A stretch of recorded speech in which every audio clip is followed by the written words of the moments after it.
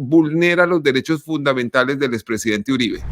La respuesta es bien astuta de parte del fiscal. El ahora fiscal Víctor Salcedo se explaya en opiniones contra la Corte Suprema y a favor de Álvaro Uribe. ¿Cómo están? Feliz año. Me da mucha alegría verlos nuevamente aquí en el Reporte Coronel.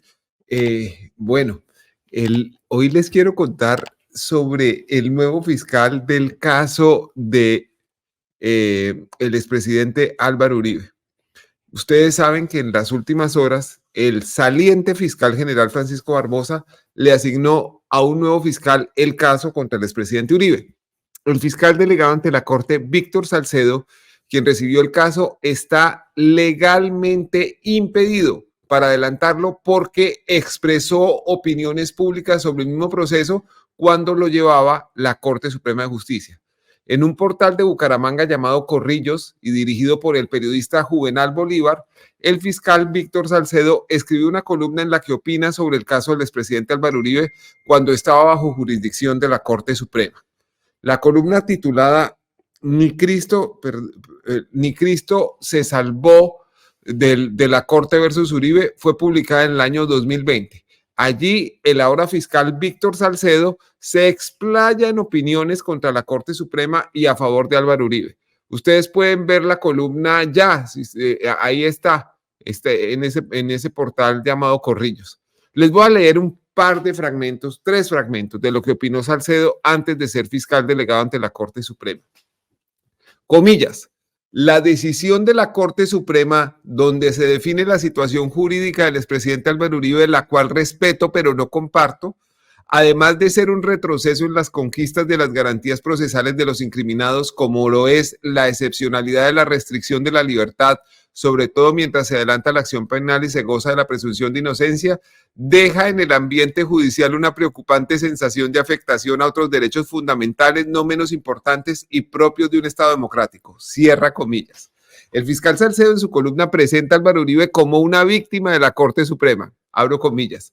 El derecho de defensa y la igualdad de armas cada vez más vulnerado con la decisión de la Corte queda con tremendo boquete. Cierra comillas.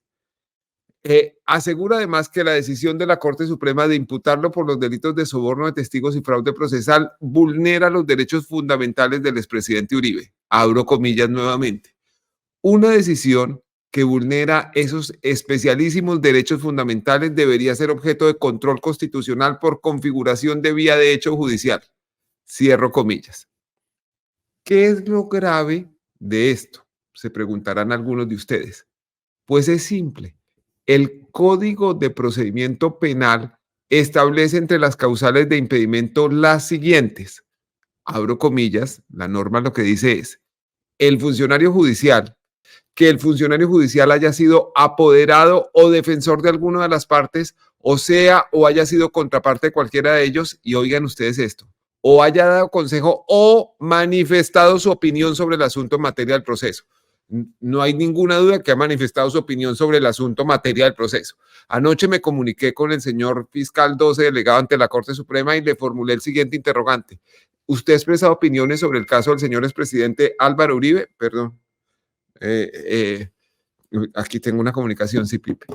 A lo cual el fiscal Salcedo respondió, me encuentro de vacaciones con mi familia y con mucho gusto le atiendo su solicitud, pero le puedo anticipar que en el tiempo que llevo de fiscal no he expresado opinión alguna sobre el caso del señor Álvaro Uribe.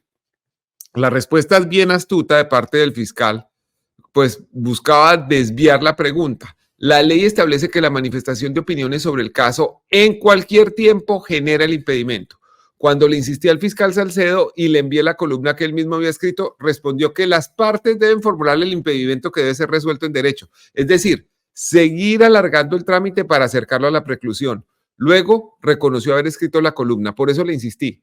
Pero esto constituye causal de impedimento. ¿Por qué no se declaró impedido? Y él me respondió, Daniel, asumo formalmente el caso el jueves, o sea, mañana, y decido conforme a derecho a la jurisprudencia.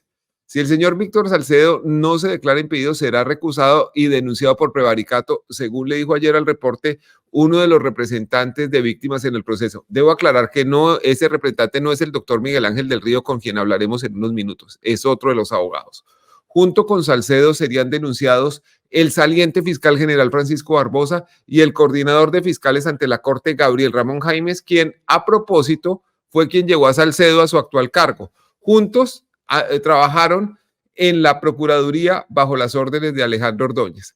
El fiscal Víctor Salcedo también tiene a su cargo las graves denuncias de 2 agentes del CTI contra la vicefiscal Marta Mancera, a quien acusan de haber ignorado y engavetado denuncias sobre la presunta participación del jefe del CTI en Buenaventura en actividades de narcotráfico y tráfico de armas. Según las personas que conocen el caso, el fiscal Salcedo ha hecho malabares para voltear el proceso para que los denunciantes terminen siendo los investigados y así sacar indemne a la vicefiscal.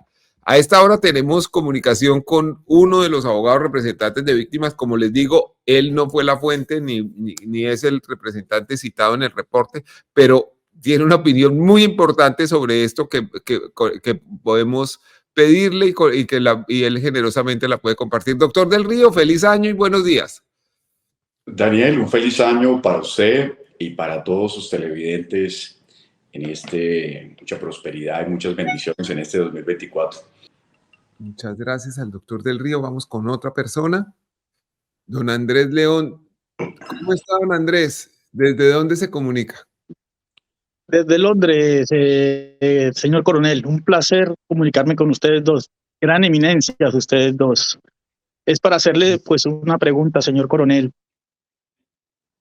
¿Qué opina usted de que el señor Vargas Lleras esté de los elegidos para hacer a la reforma a la justicia? Pues me parece interesante la participación de diversos sectores en la discusión de la reforma judicial. Por supuesto, Vargas es abogado y debe tener conocimiento jurídico, aunque no ha sido el área en donde especialmente ha ejercido, pero creo que muestra una decisión de hacer un análisis plural en donde participen diversos sectores en el análisis del funcionamiento de la rama judicial en Colombia, que es crucial pues para esto. Yo creo que en la garantía de que haya justicia está también la garantía de la paz hacia el futuro. No sé si el doctor del Río tenga opiniones sobre esto. Sí, estoy de acuerdo, Daniel, con ese contexto. Yo creo que la reforma a la justicia debe ser un ejercicio mancomunado de diversas corrientes ideológicas que tengan un solo propósito, y es garantizar precisamente esa renovación. Yo en principio nunca soy partidario de las reformas, porque independientemente del espíritu y de la buena voluntad, lo que hay es que materializar lo que se tiene. Y se tienen cosas importantes. Sin embargo, repito, en la misma línea de Daniel, me parece que soy muy consciente de la necesidad de que sea un ejercicio concertado. En ese sentido, estoy de acuerdo con la presencia del señor Vargas Lleras, con quien no comulgo en muchas cosas, pero me parece que su intervención puede hacer un aporte significativo para esa reforma. Muchas gracias, don Andrés.